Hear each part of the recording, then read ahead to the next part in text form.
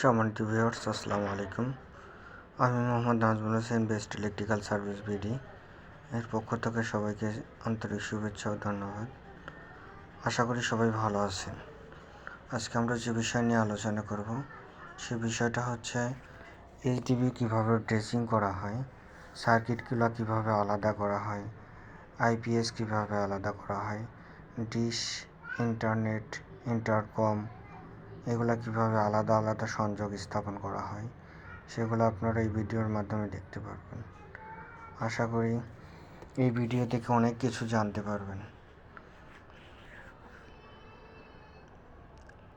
আপনারা দেখছেন সার্কিটগুলা কানেকশন করা হচ্ছে। আপনার এখানে এসপি সার্কিট এবং একটা ডিপি সার্কিট ব্যবহার করা হয়েছে।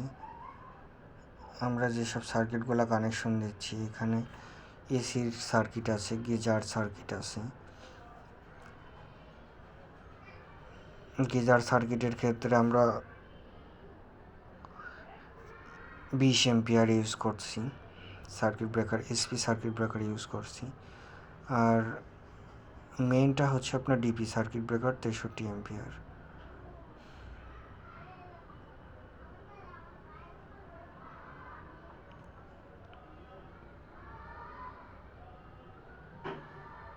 আমাদের দিয়ে যদি কেউ কাজ করাতে চান তাহলে আমাদের কন্ট্যাক্ট নাম্বার ইনবক্সে যোগাযোগ করুন।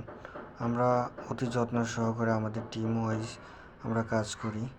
অতি যত্ন সহকারে আমরা কাজগুলো করে দিতে পারবো ইনশাআল্লাহ। আমরা electrical, interior, industrial wiring, house wiring সব কিছু করি। এখানে দেখছেন আইপিএসের কানেকশন দেওয়া হচ্ছে।